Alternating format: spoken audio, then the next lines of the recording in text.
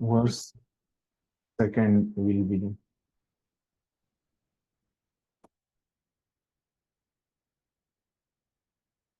So now Krishna is continuing his description of the tree of material world. So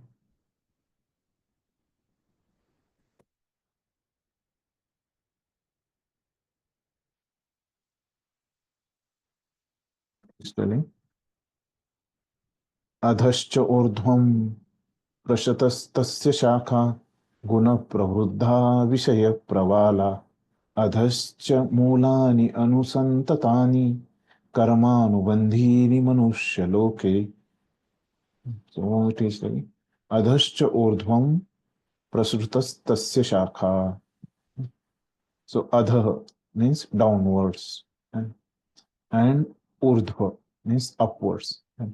So in previous verse he has told that branches are downward and roots are upward. That description he has given. But now what he is adding, that branches of the tree extended downwards and upwards. So in previous word he has told it is downward, and now he's telling upward also. This is very complicated tree, and nourished by the three modes of material nature.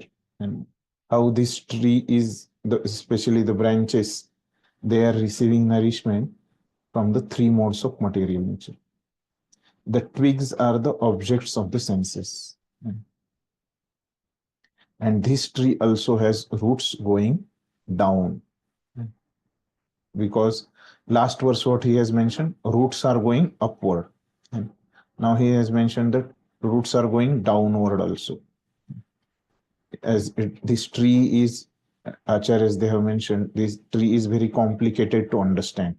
So that's why now Krishna is giving some other detail in this verse. So this is description Krishna has given. Now how we can understand what Prabhupada is telling? Somebody can read. The description of the banyan tree is further explained here. Its branches spread in all directions. In the lower parts, there are variegated manifestations of living entities, human beings, animals, horses, cows, dogs, cats, etc. These are situated on the lower parts of the branches, whereas the upper parts are higher forms of living entities, the demigods, Gandharvas, and many other higher species of life. Thank you. So what Prabhupada is telling regarding these branches. So Prabhupada has mentioned here banyan tree. Why he has mentioned the banyan tree? The reason, because these roots, and they are growing upward also and growing downward also. And banyan tree, you might have seen, and the roots of the banyan tree, and they are below the ground also. And for the roots come from the branches also. If you have seen the banyan tree, they come from the branches. They are above also the ground. That's why Prabhupada has used the word banyan tree, because Krishna has used the word Ashwath. So Prabhupada is understanding this as banyan tree, because the roots are there above the ground also and below the ground also. Then Prabhupada is mentioning its branches spread in all directions.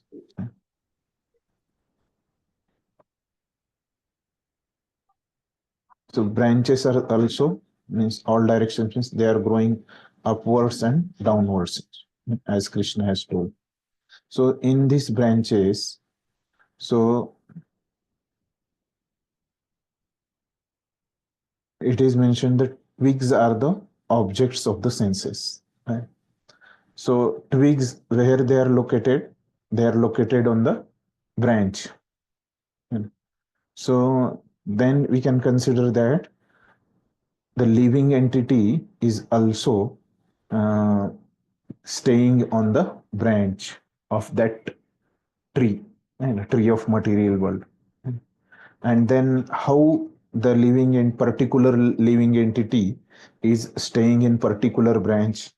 The Prabhupada is giving the reason or logic behind uh, the living entity, how he is situated in particular branch of that tree of material world.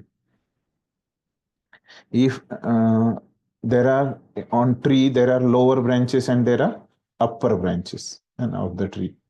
If the living entity is in the lower parts of the tree, then the lower branches represents the human beings, and below that there are animals, and if living entity.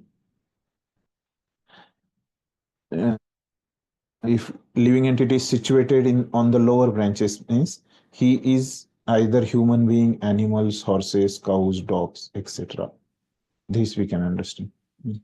And if living entity is situated in the upper part of the tree, upper branch of the tree, then there will be higher species like demigods, Gandharvas, many other higher species of life.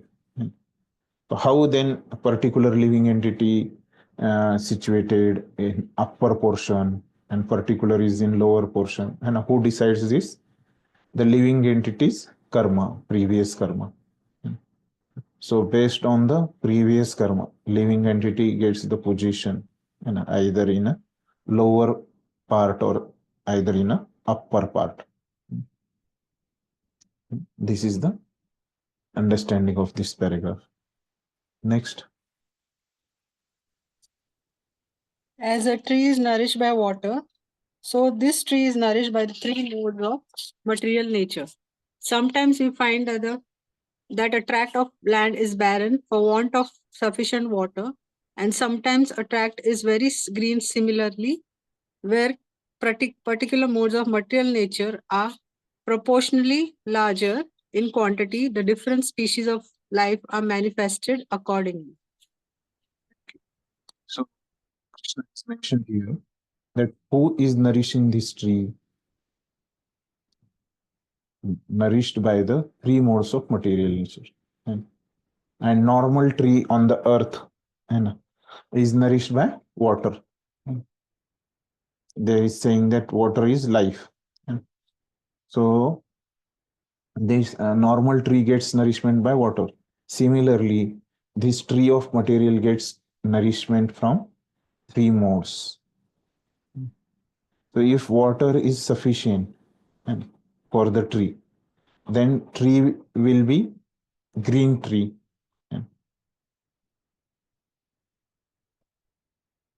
And tract means that tree is very green tree. And if water is not sufficient, then the Prabhupada is now explaining in regards to land. But we can understand that it is for tree. That if water is there, then there will be a green tree. And if water is not there, then tree will be dried up. So similarly, sometimes the three modes of material nature. So they are changing always. We saw only one mode is acts at a time. Then at that time, other two modes are they take subordinate role. We'll discuss on the 14th chapter. So similarly, sometimes this tree is green and sometimes it is dried up. So this different effect comes because of the modes of material nature. Sometimes the living entity is happy and sometimes is distressed. That we can understand. When modes are favorable, he is happy. When modes are unfavorable, he is unhappy. Next paragraph.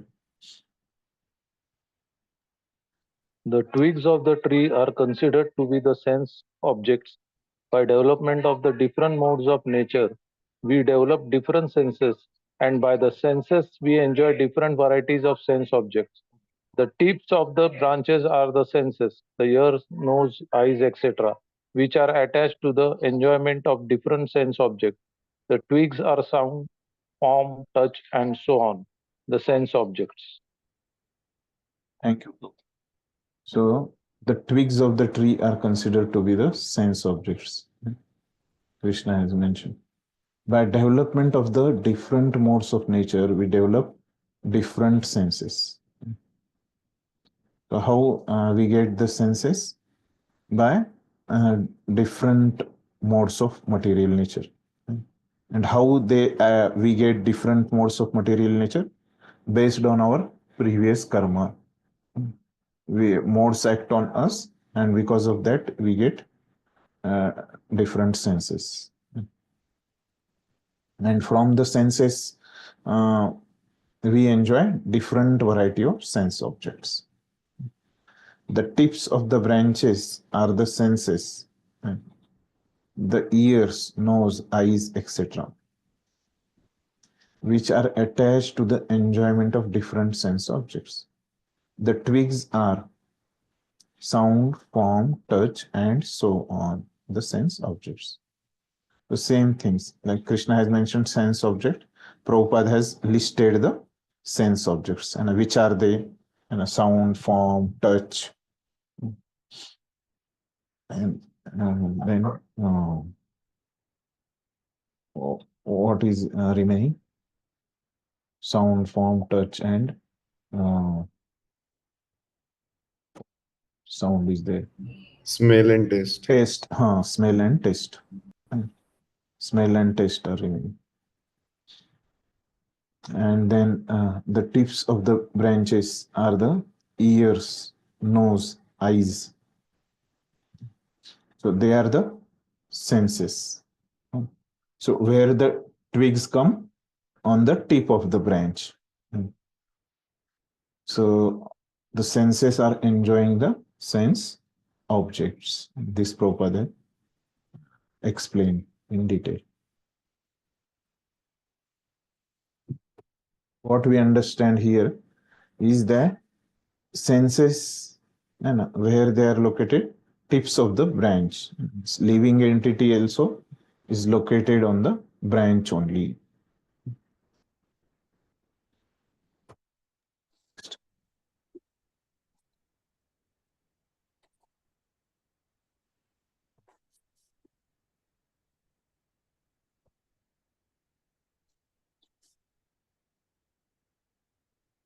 And read. The subsidiary roots are attachment and aversions, which are byproducts of different varieties of sufferings and sense enjoyment. The tendency towards pity and impity are considered to develop from these secondary roots, which spread in all directions. The real root is from Brahmaloka, and the other roots are in the human planetary system. After one enjoys the result of virtuous activities in the upper planetary system, he comes down to this earth and renews his karma of fruitive activities for promotion. This planet of human beings is considered the field of activities.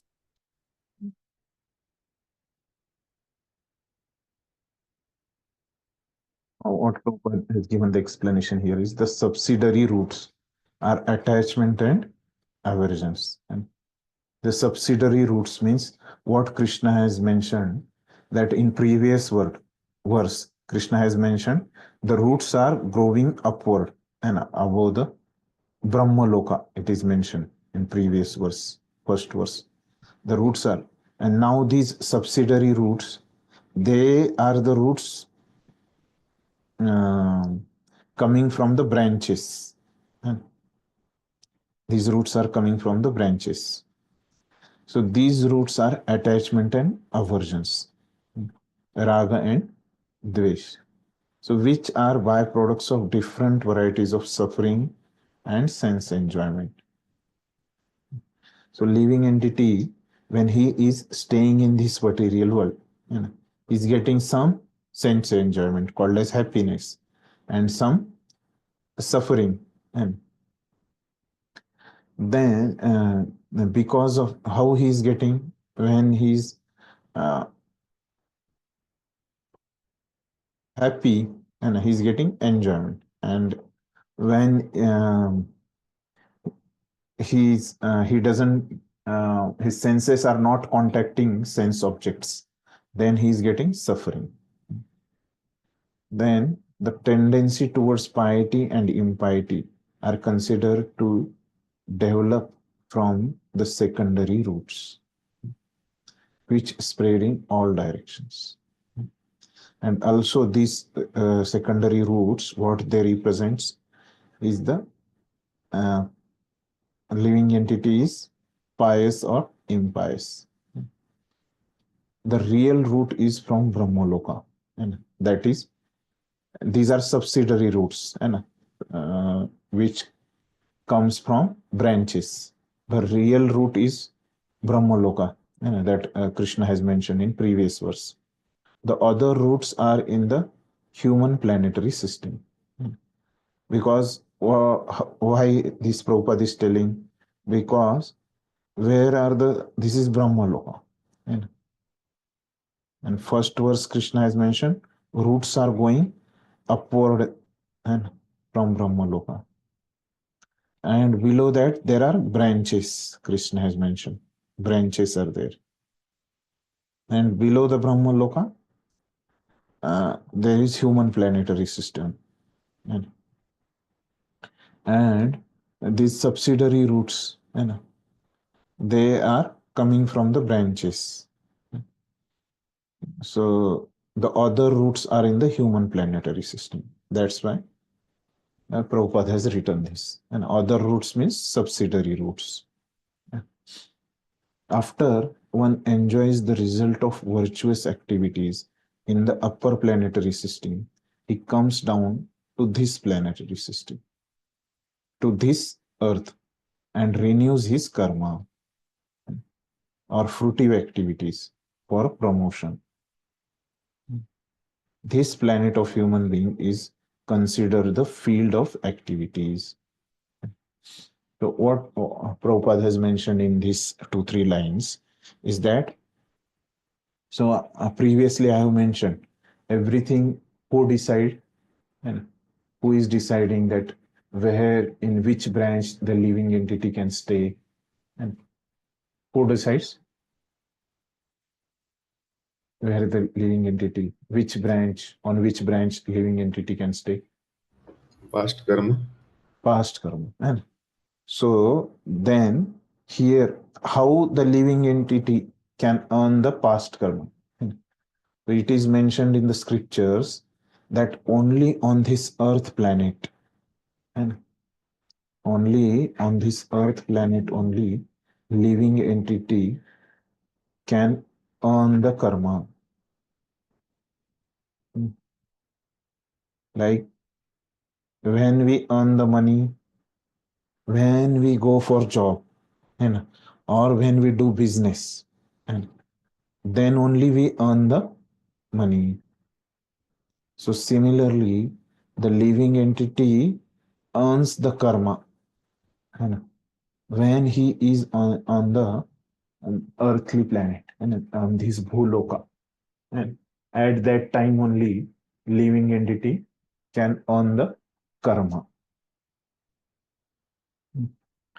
And other places, like upper planetary system and Svargaloka, and or other places of this universe or this material world, and then he just spends the karma.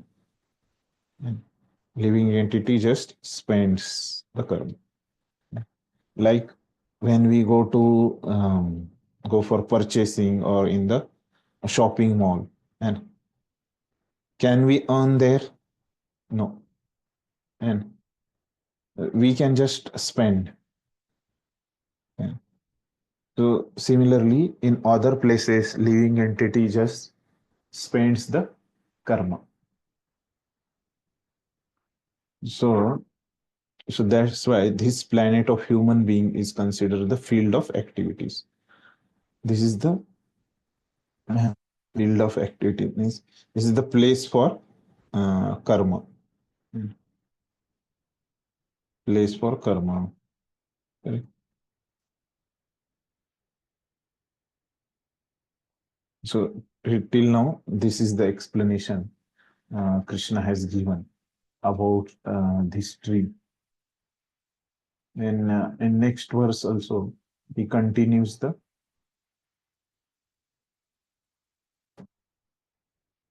action.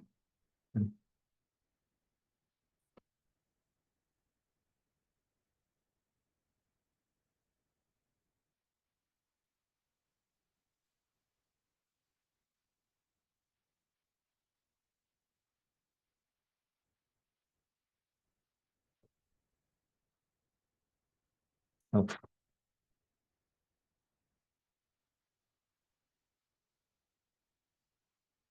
Also, one of the point here is that law of karma acts differently to different species of life.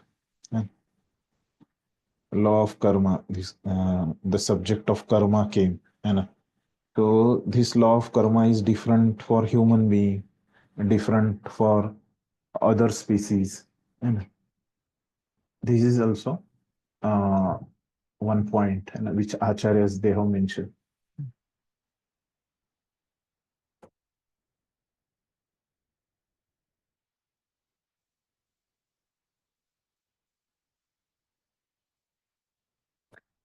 Then we continue with the description of the tree. And so what Krishna is telling, na rupam asseha tatopalabhyate nanto na chadir na cha sampratishtha ashvatham enam suvirudha moolam asanga shastrena dradhena chiktva tatah padam tat parimargitavyam yasmin gatana nivartanti bhuyah तमेव चाद्यं पुरुषः प्रपद्ये यतः प्रवृत्ति प्रश्रुता पुराणी.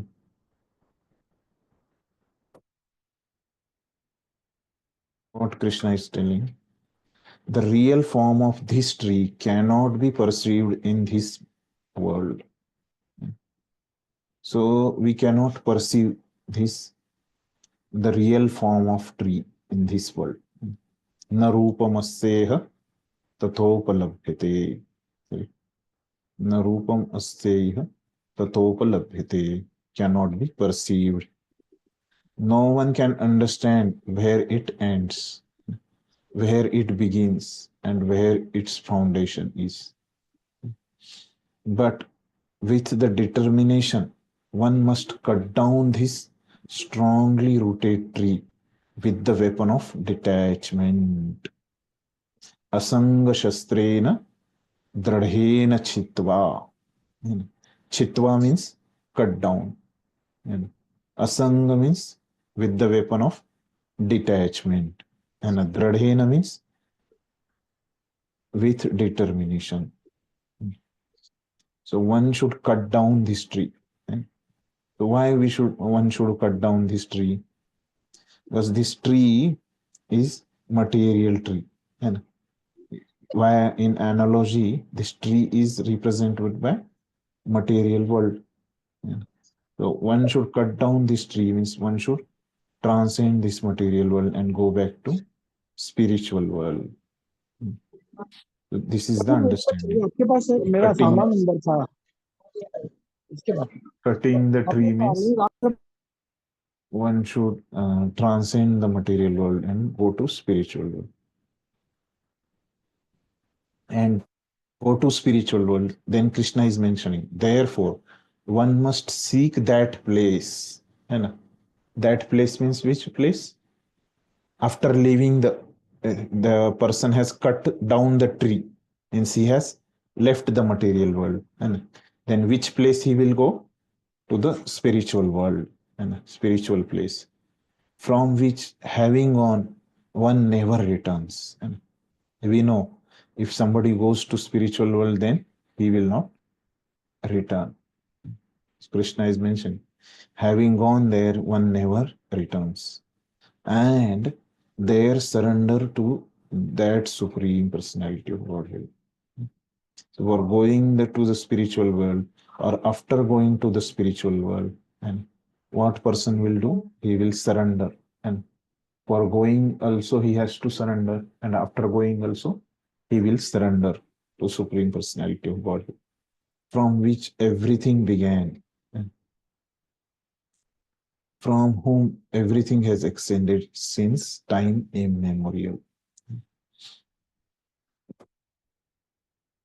From that Supreme Personality of Godhead, and he is the source. And aham sarvasya prabhavo mattah sarvam pravartate.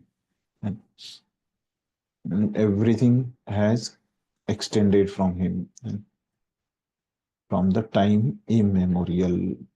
Krishna has mentioned the word.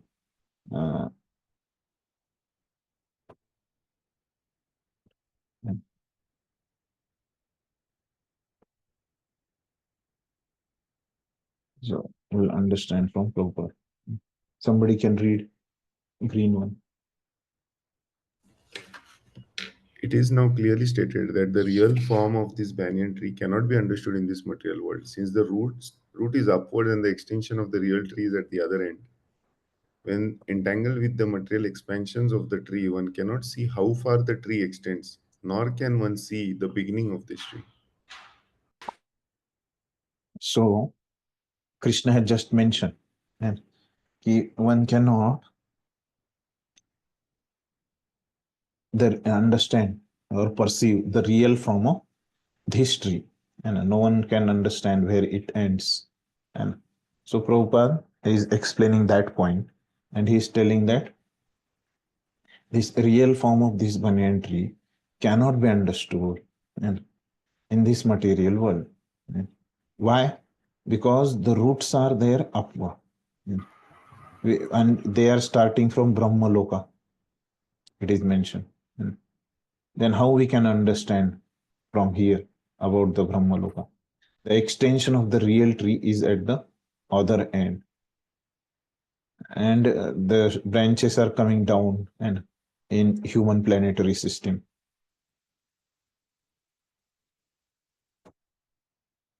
And when entangled with the material expansions of the tree, and a living entity is in the material world, and he has entangled means he has bound there and in the material world, one cannot see how far the tree extends, nor can one see the beginning of the tree. And beginning also we cannot see in the material world.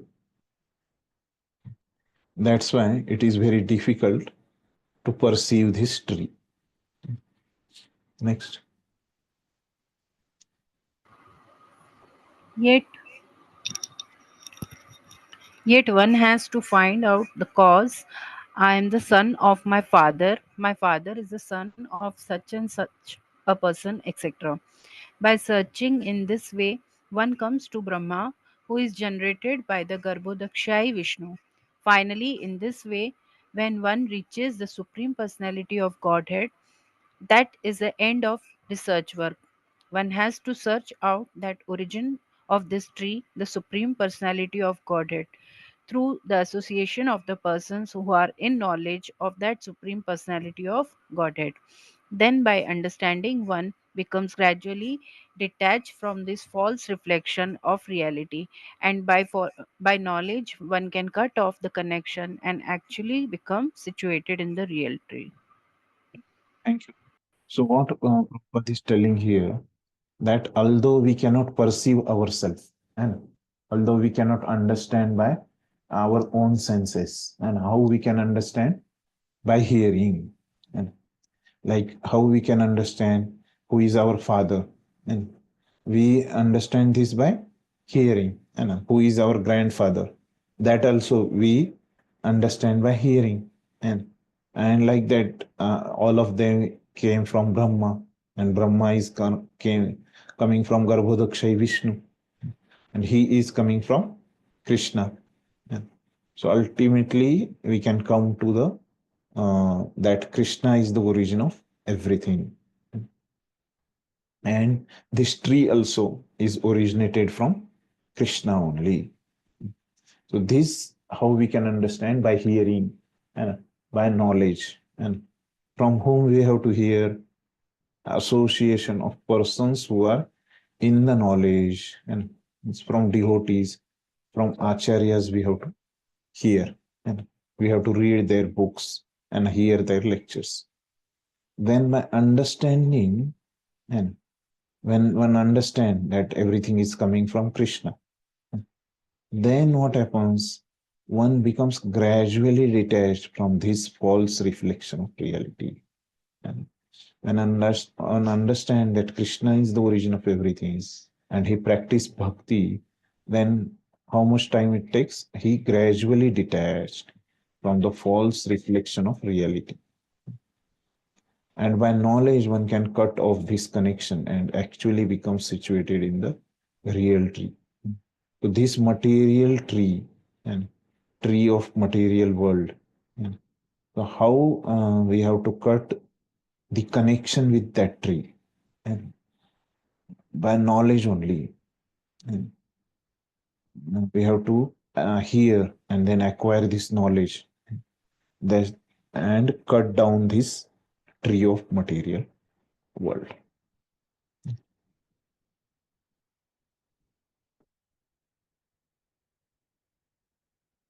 Somebody.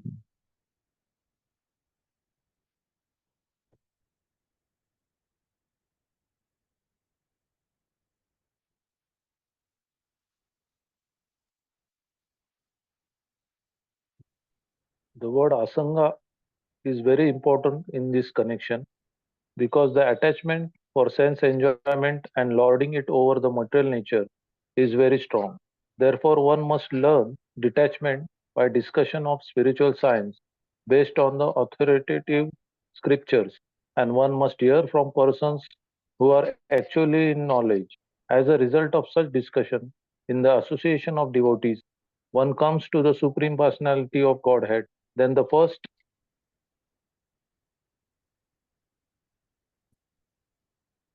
thing one must do is surrender to Him. The description of that place, when having gone one never returns to this false reflected tree, is given here. The Supreme Personality of Godhead, Krishna, is the original root from whom everything has emanated. To gain favor of that personality of Godhead, one has only to surrender, and this is a result of performing devotional service by hearing, chanting, etc. He is the cause of the extension of the material world. This has already been explained by the Lord Himself. Aham sarvasya prabhava. I am the origin of everything. Therefore, to get out of the entanglement of the strong banyan tree of material life, one must surrender to Krishna. As soon as one surrenders unto Krishna, one becomes detached automatically from the material extension. Thank you, Prabhu. So what Prabhupada is mentioning here, that this word asanga, which Krishna has used, asanga shastrena dradhena chitva, is very important in this connection, because the attachment for sense enjoyment and lording it over the material nature is very strong. So we have senses, and attachment of our senses with the sense object is called sense enjoyment. So this tendency of sense enjoyment is very strong in the living entities. And living entity, they want to try to lord it over this material nature, and they want to enjoy this material nature. Therefore, Krishna has used the asanga, word asanga. Sangha means association. And so we have to cut the association with what? Association of senses and sense objects. That we have to cut down. Why we have to cut down this tree, this connection? Because, see, when generally, and when some tree is there, and then if we want to destroy that tree, then what do we do? we dig the earth and we destroy the tree and with the roots, correct? Generally, if you want to permanently uh, destroy that tree, and otherwise what happen, then again it will sprout from the roots, and that is the general thing, and general way, and how anybody destroys the tree. But this, about this material world tree, there is one speciality. And what is that speciality? And actually the roots are up no, in this material tree, and that the roots, and they are going till Brahmaloka, and so we cannot find the origin of the roots, and because it is so deeply rooted tree, and the roots we at beginning of the roots we cannot find, and so only thing left to us, what is the cut the tree, and from here only. So so cutting is the only option, and with this tree of material world, so we cannot uproot the tree, and so that's why Krishna has given the solution asang, and asanga means detachment, detachment from of senses from sense objects.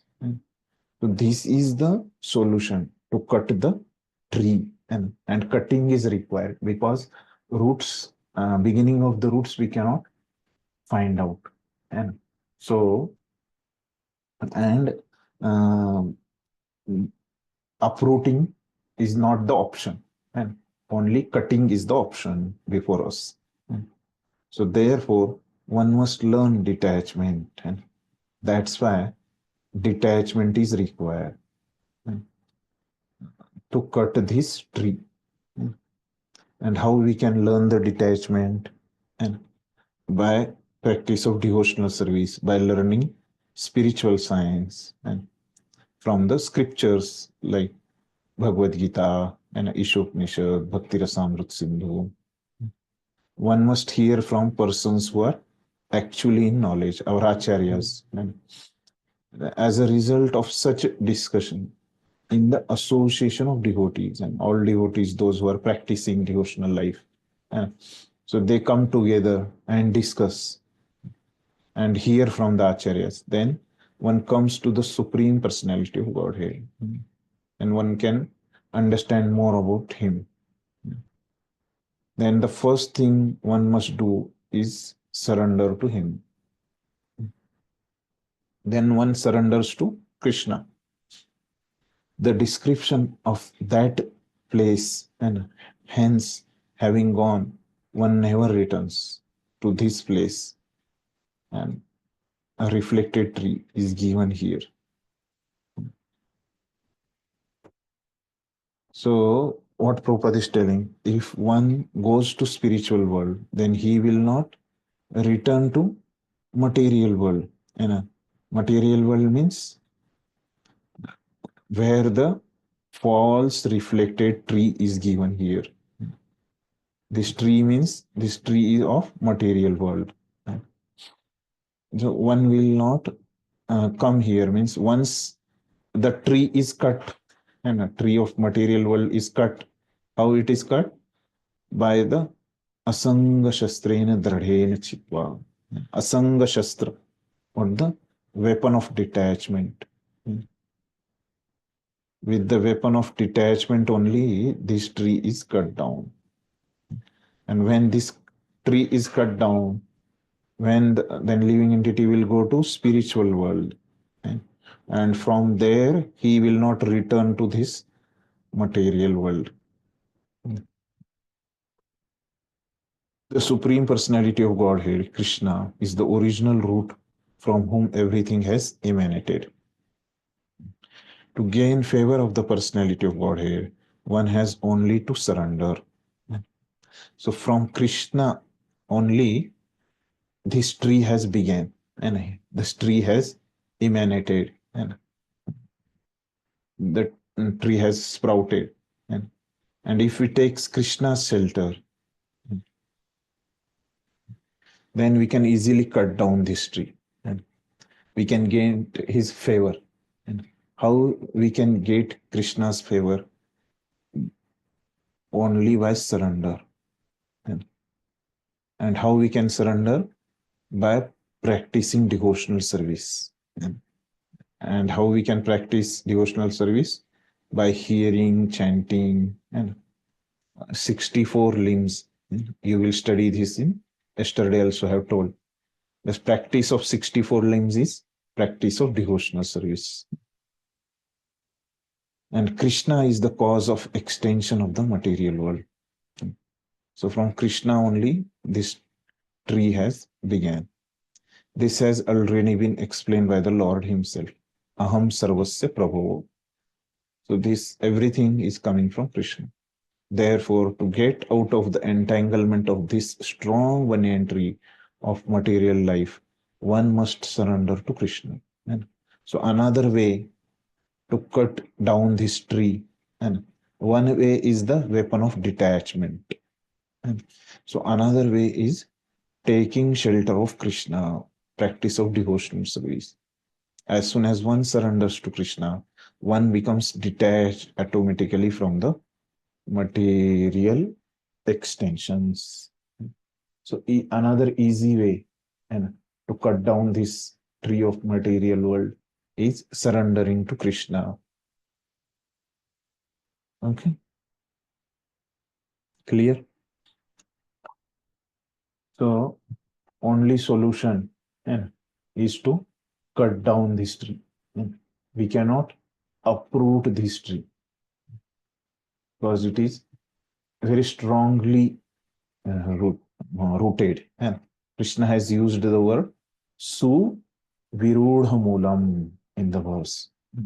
Means very strongly rooted. How we can gain his favor? Another way to cut down his tree to get Krishna's favor. Then it will be easy to cut down this tree.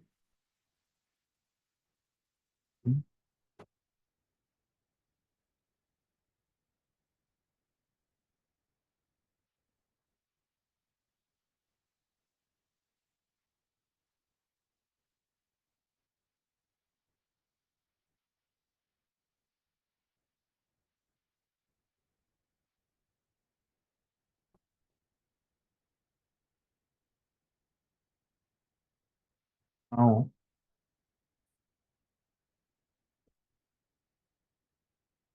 Krishna has mentioned that by surrender, we can cut down this tree of material world that Krishna has mentioned. So now he further mentions about the process of surrender and in the next verse. How person can surrender to him. Why we should surrender to Krishna? Why we should surrender? It is mentioned in the purport. Previous verse itself, perfect. Prabhupada was saying that one way is to that detachment, other way is to surrender. And if you surrender, it will come automatically. Yes, thank you. So why we should surrender? Because we can cut down the tree of this material world and by surrendering to Krishna. Another way to cut down the tree. And now Krishna is mentioning the process of surrender. Now what is that process? Nirmana moha jita sanga dosha adhyatma nitya vinivritta sukha dukkha samner gachanti amudha padamavyayam tat. So how we can surrender to Krishna? Those who are free from false prestige, illusion, and false association, who understand the eternal, who are done with material lust, who are freed from the dualities of happiness and distress, and who, unbewildered, know how to surrender unto the Supreme Person, attain to that eternal kingdom. So, who can surrender? That Krishna has mentioned, and a characteristic he given. Those who are free from false prestige, they can illusion, false association, and who understand the eternal, who are done with material lust, and who are freed from the dualities of happiness and distress, who are unbewildered. So 7 characteristics Krishna has given. So one who has these 7 characteristics, and he knows how to surrender to the Supreme Personality of Godhead and attain the eternal kingdom, means spiritual world. That person can surrender, who knows how to surrender. Read the purport.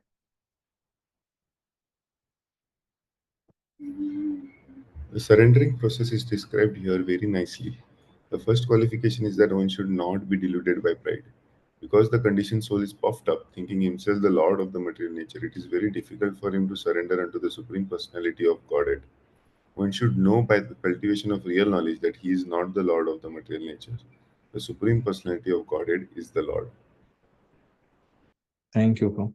So, first thing is what here Krishna has told, free from false prestige. And this is Krishna has used nirman, word nirman. And man means respect. Or in pride, one expect the respect. So nirman means without pride and without man. And so that is the first thing which Krishna has mentioned. So Prabhupada is telling the first qualification is that one should not be deluded by pride, because the conditioned soul is puffed up with thinking himself the Lord of material nature.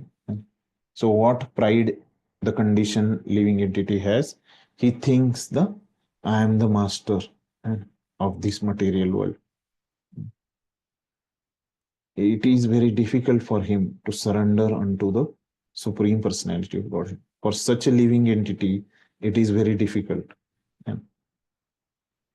One should know by the cultivation of real knowledge that he is not Lord of material nature. Then after getting knowledge, and he is servant of the Lord, and he is not the master of this material world, then that is real knowledge. Then what he will give up that pride and surrender to Supreme Lord. So unless we give up that pride and we are the master, we cannot surrender to the Lord.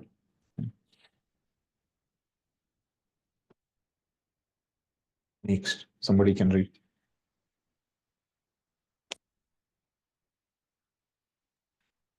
When one is free from delusion caused by pride, he can begin the process of surrender. For one who is always expecting some honor in this material world, it is not possible to surrender to the Supreme Person. Pride is due to illusion, for although one comes here, stays for a brief time, and then goes away, he has the foolish notion that he is the Lord of the world. He thus makes all things complicated, and he is always in trouble. The whole world moves under this impression. People are considering the land, this earth, to belong to human society, and they have divided the land under the false impression that they are the proprietors. One has to get out of this false notion that human society is the proprietor of this world. When one is freed from such a false notion, he becomes free from all the false association caused by familial, social, and national affections. This faulty association bind one to this material world. Thank you. That's great. Now, first is Nirmana Moha, and then Nirmana Prabhupada has mentioned. Then also after Manu, what is there? Moha. Moha means free from delusion caused by pride. And how the moha comes? So when one is proud and what he thinks that he is the master of material nature, and which we know this and previous paragraph Prabhupada has told. And if one thinks he is the master of material nature, then he is deluded, and then delusion arises. Uh, he can begin the process of surrender. And one who has given up, then only he can begin the process of surrender. For one who is always expecting some honor and in the material world, it is not possible to surrender to the Supreme Person. And he is not free from the expectation of the honor, man. And he is not nirmana. So that's why he cannot surrender. And pride is due to illusion. And for although one comes here, stays for a brief time, then goes away. And he has the foolish notion that he is the Lord of the world. And living entity comes here and accepts particular body and leaves that body. And but still he thinks himself as the Lord. And so many times devotee gives this analogy and like tenants. And if we understand we are tenants and in particular house, and then we will not invest so much in that house because we know that we are here for only few days. So similarly, the living entity also should think that he is a tenant in this body. He is there for a small duration like 100 years, 50 years. Then it is easy to have detachment. He thus makes all things complicated. He is always in trouble. Living entity only purposefully make things complicated. The whole world moves under this impression that he is the Lord of the material world. People are considering the land, this earth, to belong to human society. They have divided the land under the false impression that they are the proprietors. And currently also, very big issue is going on the land. So everybody thinks he is the proprietor of the land. One has to get out of this false notion that human society is the proprietor of this world, and we are not the proprietor. Lord is the proprietor. And when one is freed from such a false notion, he becomes free from all the false association caused by familial, social, and national affections. This faulty association bind one to this material world. So why this is there? Because of our false notion.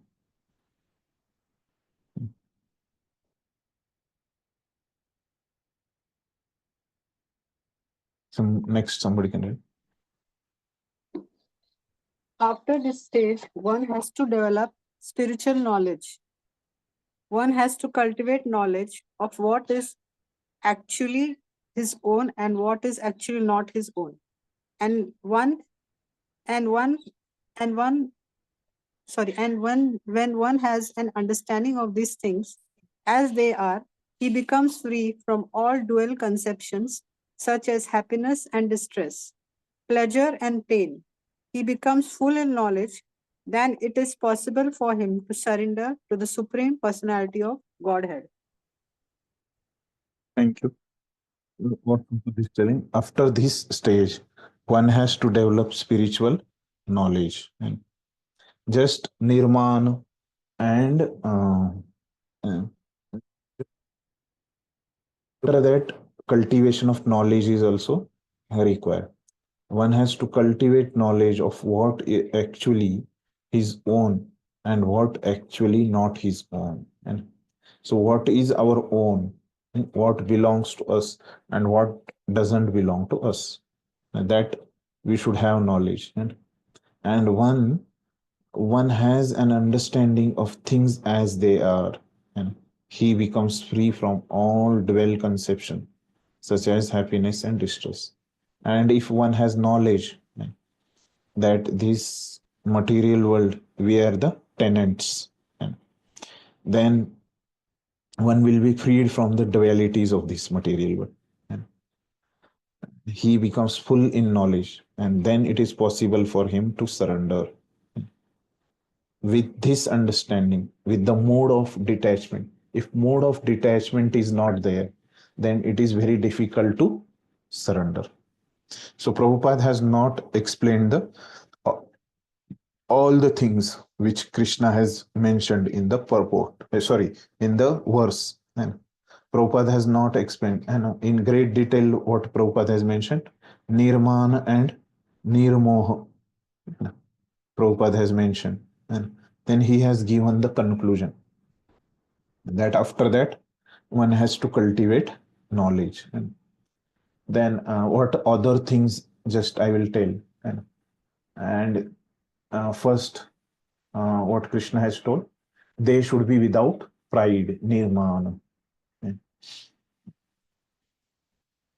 And then they should be free from the absorption of the false thing, and that is nirmoha. Then after that, Krishna has used the word jita sangha. Jita sangha means what is there? They should be free of affection for wife and children. Jita sangha. Jita sangha, that they should free from this. And then they should daily consider the nature of their own Atma and Paramatma. What is that? Is they should practice some form of spirituality. That is Adhyatma Nitya. Then Vinivritta Kama.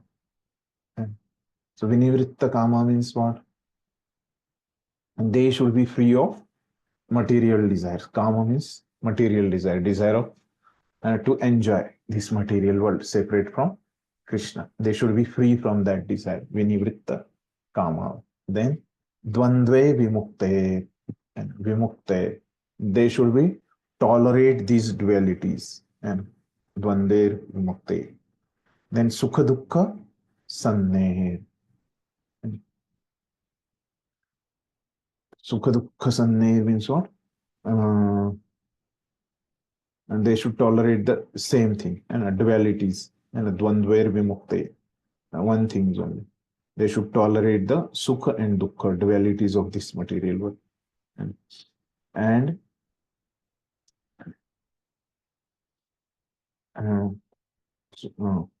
dvandvair vimukte sukha dukkha sanne gachanti mudha padam avyayat.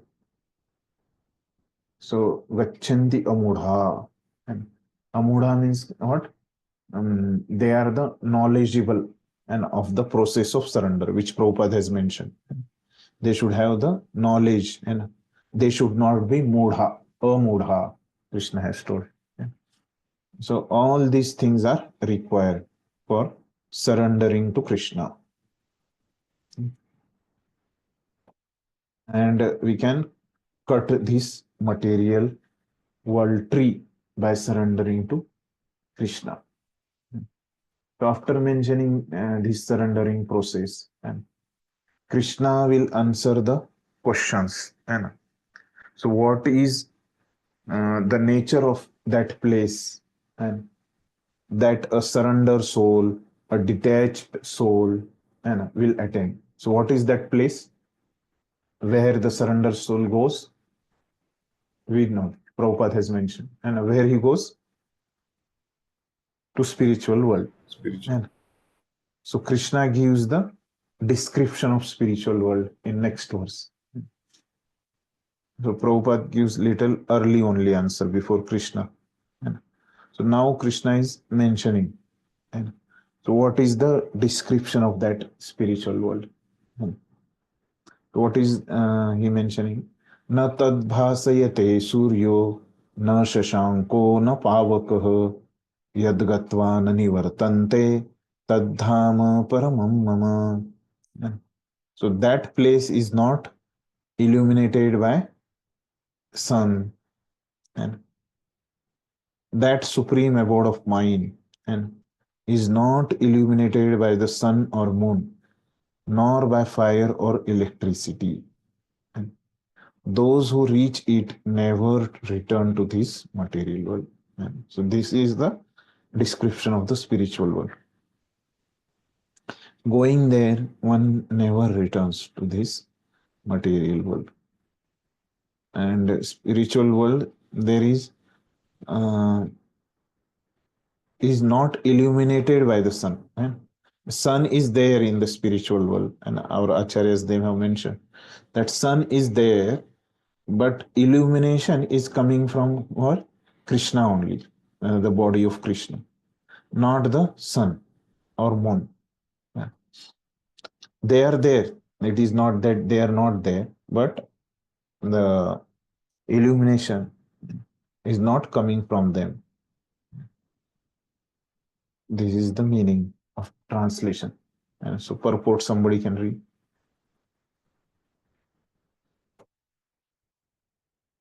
Sorry, we can have break here. I forgot only. After break, we'll read the purport. We'll meet 6:56. Finest form of independence. By misuse of that independence, one becomes a conditioned soul, and by proper use of independence, he is always liberated. In either case, he is qualitatively eternal, as the Supreme Lord is. In his liberated state, he is freed from this material condition, and he is under the engagement of transcendental service unto the Lord. In his conditioned life, he is dominated by the material modes of nature, and he forgets the transcendental loving service of the Lord. As a result, he has to struggle very hard to maintain his existence in the material world. The living entities, not only human beings and the cats and dogs, but even the greater controllers of the material world, Brahma, Lord Shiva, and even Vishnu, are all parts and parcels of the Supreme Lord. They are all eternal, not temporary manifestations. Thank you. So what Prabhupada is explaining as a fragmental part and parcel. Who is fragmental part? Living entity and of the Supreme Lord. The living entities also have fragmental portion of his qualities. So they are parts, so they will have the part of his qualities, of which independence is one. And so Krishna is Swarat, and means he is independent.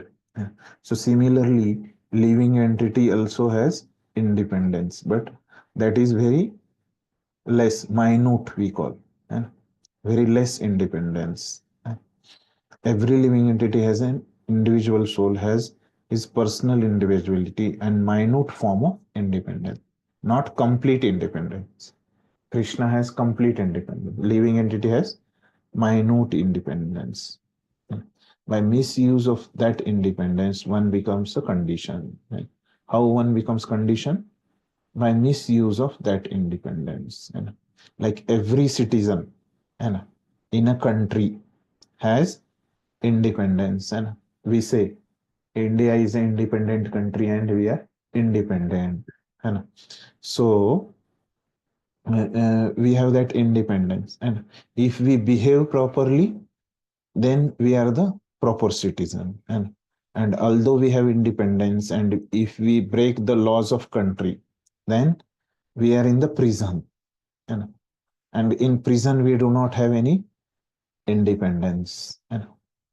In prison, why we do not have? Because we have to obey the jailers laws there, and our independence is destroyed when we misuse the independence.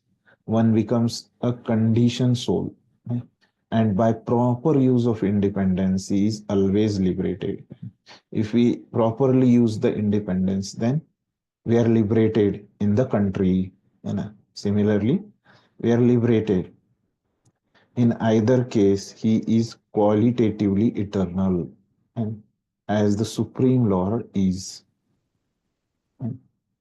So we are eternal. We have the quality of eternality. In his liberated state, he is freed from this material condition.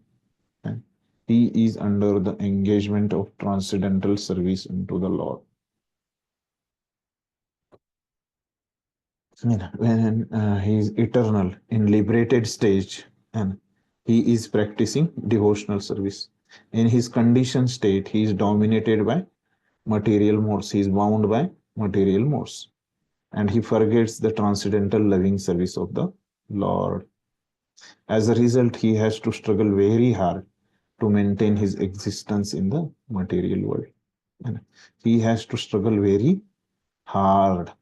And prakriti sthani karshati. And so karshati. And so Acharya has given the explanation how to understand the karshati. And so they are telling, if somebody is bound by the chains and of iron, and when like in jail, and somebody is bound by the chains of iron, and so then there is a friction, and if there is a the police, they keep, and they tie the thief with that, what we call in English, Handcuffs. handcuffs. And so there is a friction between hand and handcuffs. And so that is the meaning of word karshati. And there is a corrosion, friction in this material world. And the living entity, not only human beings, the cats and dogs, but even the greater controllers of the material world, Brahma, Shiva, even Vishnu, are all parts and parcel of the Lord. They are all eternal, not the temporary manifestation. And so all the avatars, they are also eternal. And Brahma, Shiva, everybody is eternal. But living entity, when he is conditioned, he is his senses are karshati, and means he is suffering, and in this material world when he is conditioned. Somebody can read next.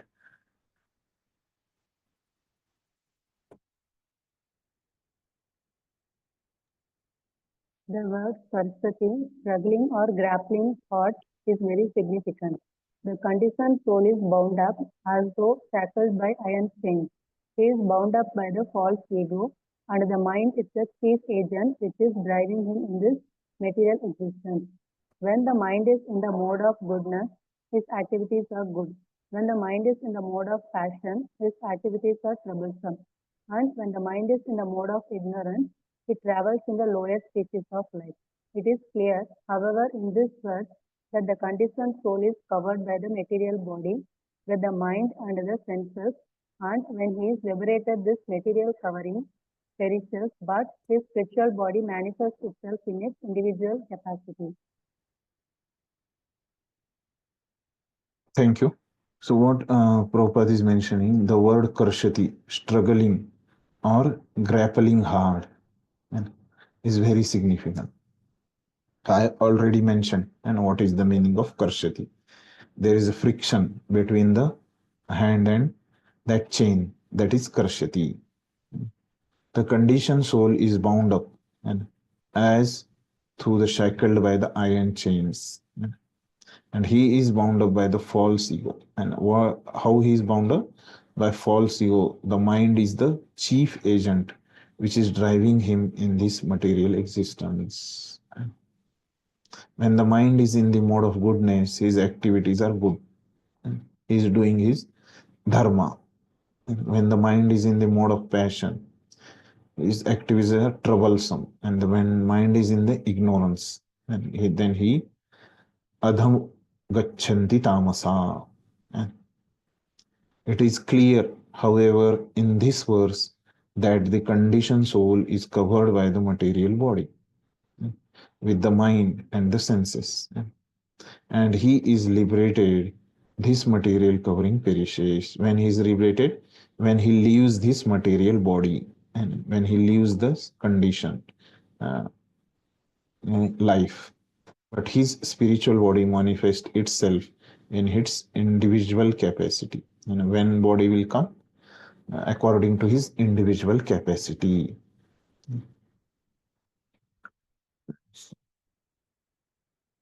That is very important. Somebody can read this.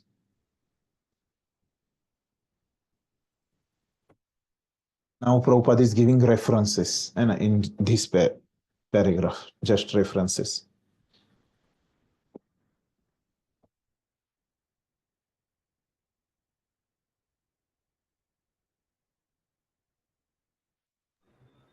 The following information is there in the Madhyanandinayana Shruti.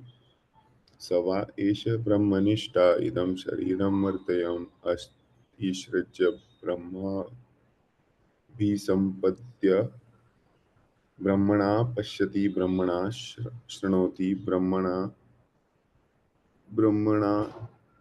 Ivedam Sarvam Anubhavati. It is stated here that when a living entity gives up this material embodiment and enters into the spiritual world, he revives his spiritual body, and in his spiritual body, he can see the Supreme Personality of Godhead.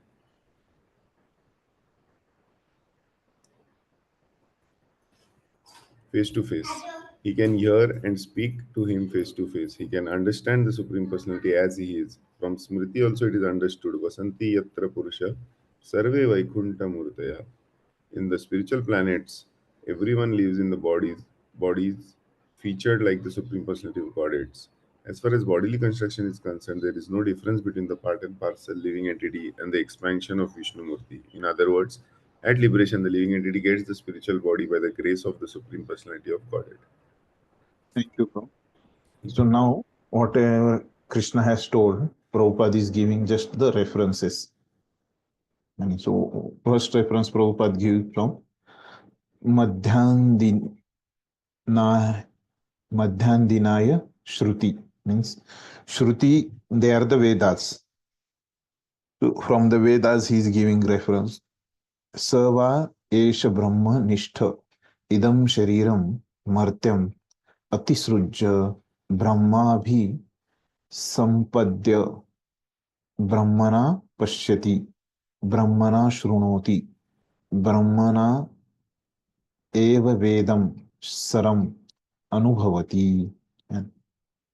And living entity gives up this material embodiment and enters into the spiritual world.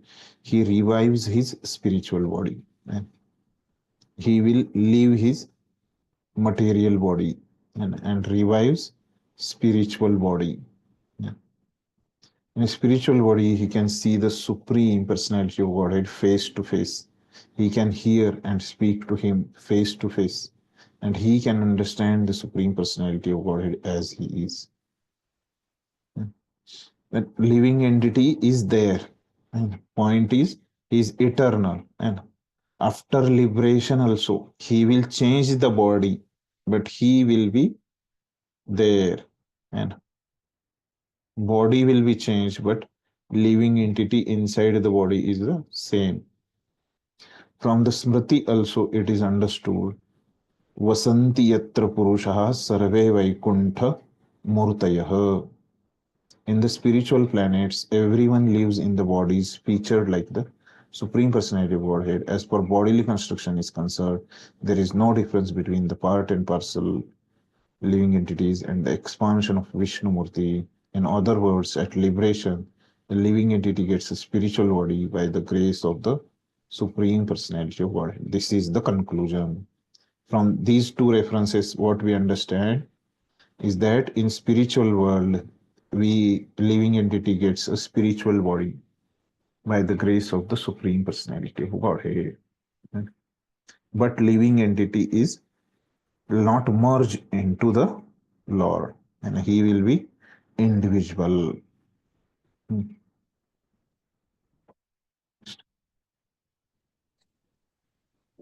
Somebody can read.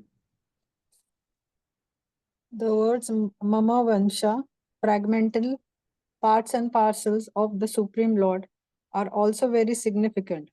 The fragmental portion of the Supreme Lord is not like some material broken parts. We have already understood in the second chapter that the spirit cannot be cut into pieces. This fragment is not materially conceived, it is not like matter, which can be put into pieces and joined together again. That conception is not applicable here because the Sanskrit word sanatana, internal, is used. The fragmental portion is eternal.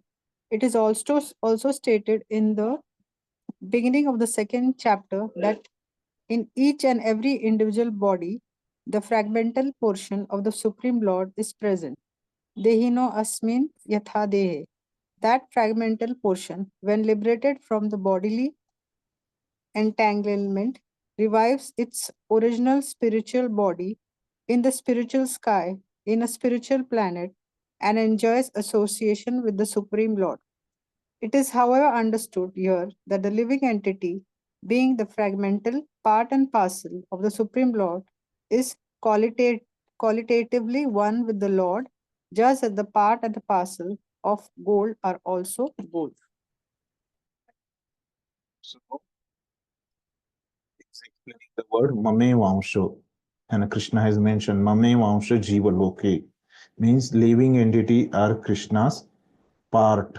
And so it is very important, Prabhupada is telling, very significant. The fragmental portion of the law is not like some material broken part. And so how he is living entity is part of the Lord. And it is not like completely different from the Lord, completely broken from the Lord. And we know, we have studied in second chapter, and that spirit living entity cannot cut, and soul cannot cut. And this fragment is not materially conceived, and we cannot think of it materially. It is not like matter which can be cut into pieces and joined together again. That conception is not applicable here. And because Sanskrit word Sanatana is used, the fragmental portion is eternal, and it is also stated in the beginning of the second chapter that in each and every individual body, the fragmented portion of the Supreme Lord is present. And so how living entity is part of the Lord, part and parcel of the Lord, and that we cannot think with our material intelligence, and it is part and parcel is that is spiritually, and it is not like a part and parcel which which we can understand by material intelligence. It is not like that. The fragmental portion, when liberated from the bodily entanglement, revives its original spiritual body in the spiritual sky, in a spiritual planet, and enjoys association with the Supreme Lord when he is liberated. And it is, however, understood here that the living entity, being the fragmental part and parcel of the Supreme Lord, is qualitatively one with the Lord. And same point, huh? Just as the part and parcel of the gold are also gold, there is difference in quantity, but there is oneness in quality. And so what we have learned in this verse is that there are two lines in the verse.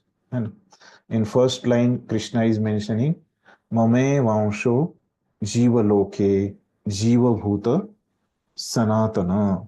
And so these two lines, what they explain, that living entity is a part of the Lord and is eternal part of the Lord.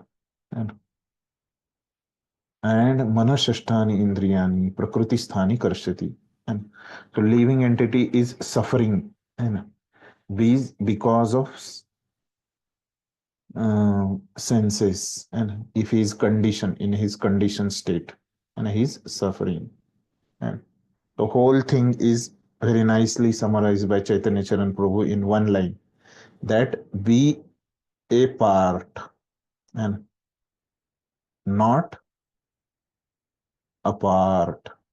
And means what? Be a part and parcel of the Supreme Lord, means live in a complete knowledge, live in a complete knowledge of the Lord. And please do not remove Lord from your life. And apart means living away from the Lord, not living with the Lord. If we are apart and away from the Lord, what we are? Manashasthani indriyani prakriti sthani karshyati. And we will be suffering in this world if we are away from the Lord. And if we are living with the Lord, then